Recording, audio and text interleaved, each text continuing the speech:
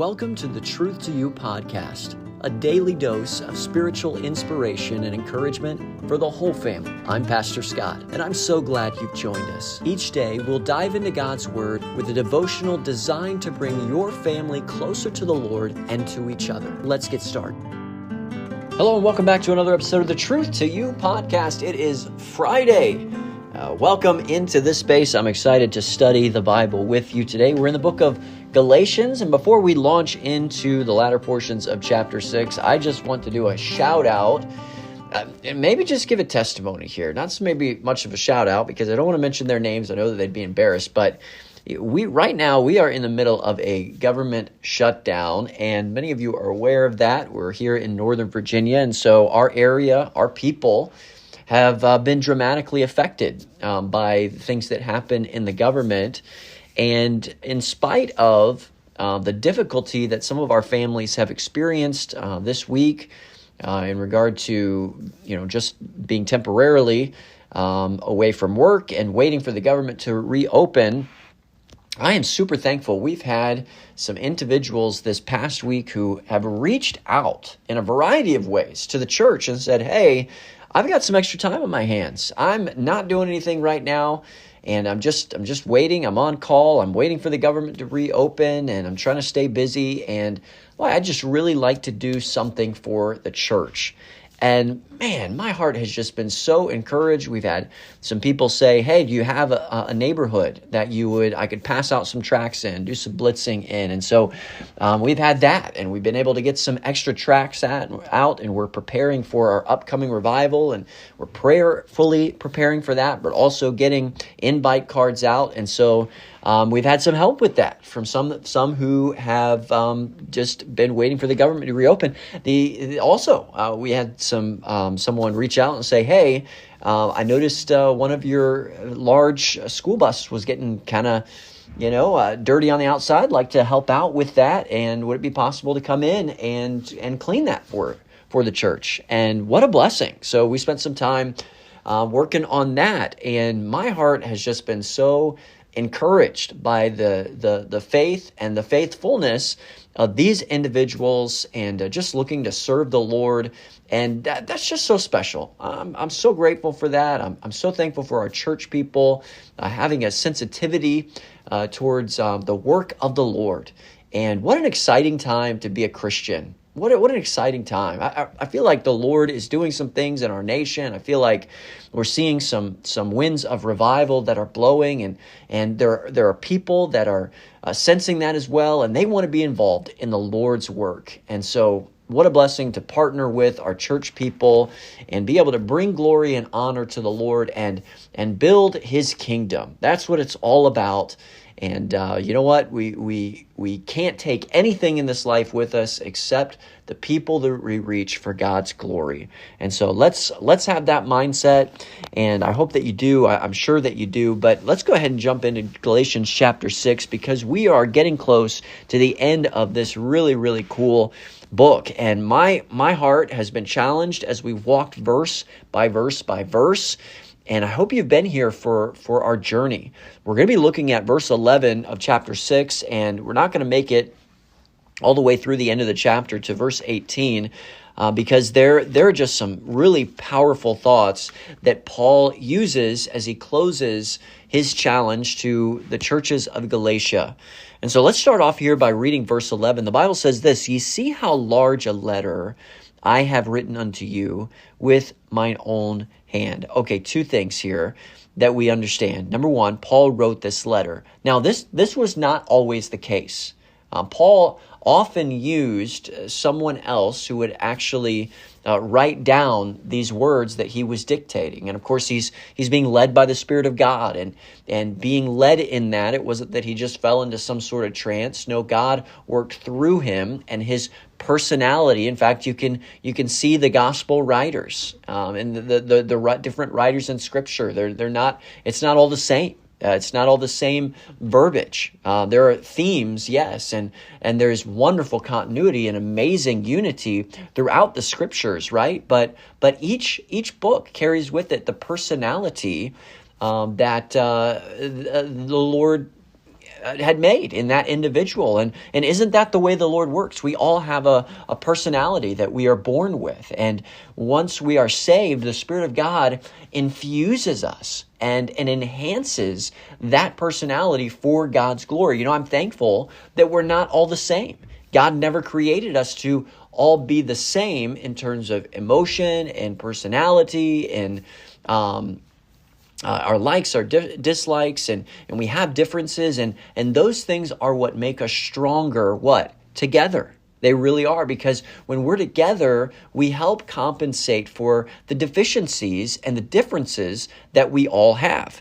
A little bit of a rabbit trail there, but again, a shout out to just being in church and being with God's people and helping build His kingdom. Let's keep going. You see how large a letter I have written unto you with mine own hand. So Paul wrote this letter himself, but he's also sort of pointing to the importance of what he's written. You understand, Galatia believers, that I've written a substantial letter to you that with my own hand. Now, what's interesting about this is Paul would author, so to speak. He wasn't always the person writing, but there were other larger books, right? The book of Galatians happens towards the beginning of his ministry, and so up to this point, now this was a long letter for him.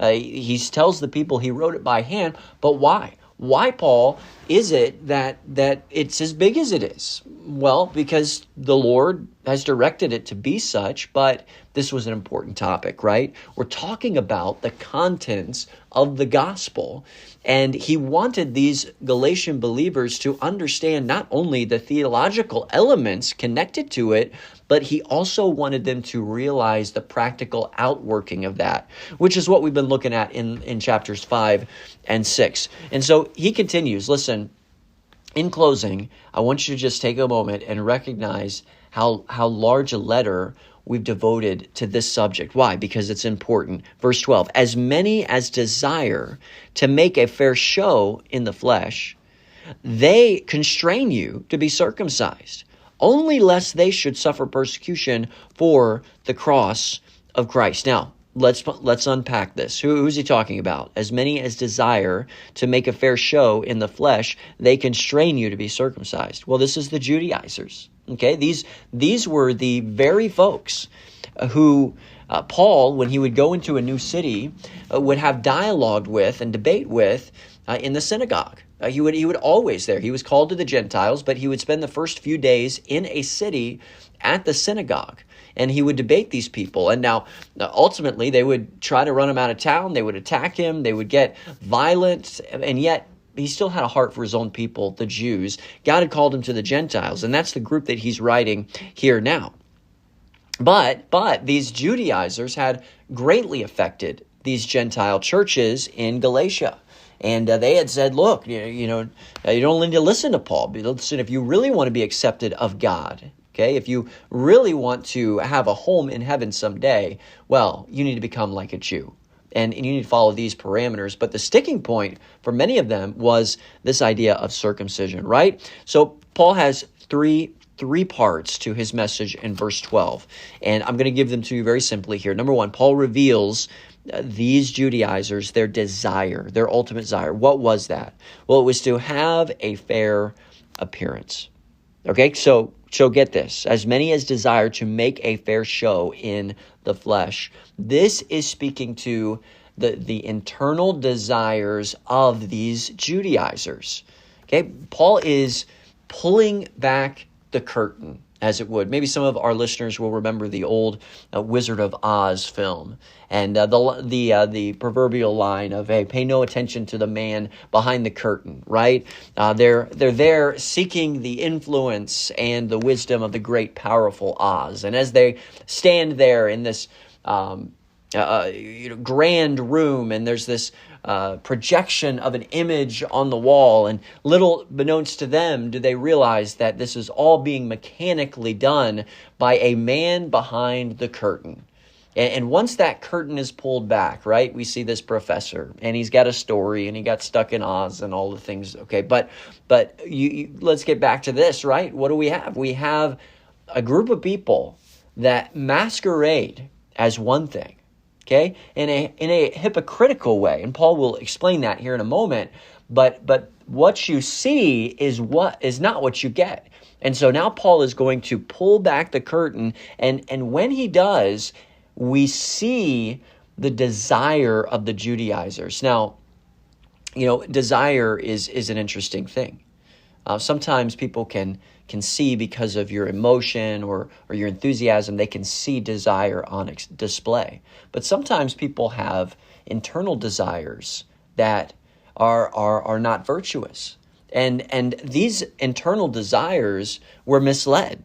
At the very least, they were misled. Why? Because their desire was simply to just have a fair appearance. In other words, Paul is saying, listen, these Judaizers, those who put themselves forward as being knowledgeable and being astute, understand that their internal desire, they simply want to appear good and fair in front of other people. And so what are they focused on? Are they focused on their spiritual heart? No. Paul says internally, they're focused on the externals. So we go back to it, as many as desire to make a fair show in the flesh. This is all about their flesh. They just simply want to be seen as something. Again, that's the contrast, right, between the flesh and the spirit that we read about in chapter 5 and 6. Let's go back to it. So, next part, they constrain you to be circumcised. So, as many as desire to make a fair show in the flesh, they constrain you to be circumcised. Because they have this desire, now what are they doing? They're constraining you. That word constrain, it's a strong word. In fact, it can imply more than just a conversation, but almost force. Okay, so the Judaizers here were putting so much pressure on these Christians to, in their vernacular, be accepted of God by following in circumcision, that they were almost forcing them to do so. And so what do we find? Well, we see that Paul reveals their desire, but he also reveals something else, and that is their persuasion. They wanted to force them into doing something. Now, he continues on. What did that result in? Last part of the verse. We see that Paul reveals their motive. Okay, so it's their desire, but it's also their motive. Look at what it says. Only lest, end of verse 12, only lest they should suffer persecution for the cross of Christ. Did you hear that? Okay, so now this Paul lays it open. Okay, he pulls back that curtain, and it's not pretty in the least bit. I mean, we want to pull it back. No, but pull it all the way back. And what do you see? You see a desire that is not virtuous. You see the persuasion. They're using this force to get them to do something that is not right. And then you see the motive. And the motive that they are doing this, why Paul lays it open, is that so they would not have to suffer persecution. There it is. These Judaizers understood that this could mean a death sentence, not becoming as a Jew. Because what did Paul face? What did he face? We've already said it. He'd go to a different city. He'd start to plant a church. And who were the first opposition that he would receive? It wasn't the Romans. It wasn't the Greek-speaking people.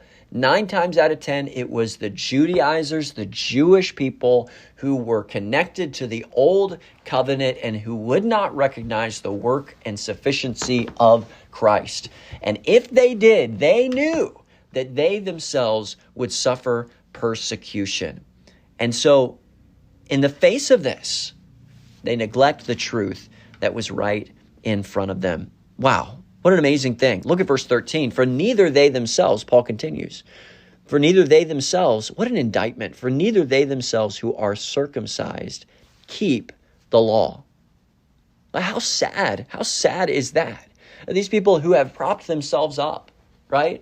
And who Paul refers to as should have been the very, very builders and orchestrators of this transition from the old covenant to the new, have completely abandoned the scriptures and the promises of the Messiahs and the promise of Messiah and the fulfillment of Jesus Christ. They've completely withdrawn themselves and they're trying to stop anyone who would follow after. Verse 13, for neither they themselves who are circumcised keep the law. How sad. They profess themselves to be one thing, and they're not even keeping the law. But notice this, but desire to have you circumcised, that they may get it, glory in your flesh. Here it is. They don't keep the law, but they just want to be able to glory in what you've done or what they've gotten you to do. Okay, so these Judaizers, they were focused on one thing, external. It was the externals. Hey, we want to appear good. Okay, we don't care how we are internally because we're not keeping the law. Of course, you don't need to know that, but we just the outside, you need to appear as if you are spiritual.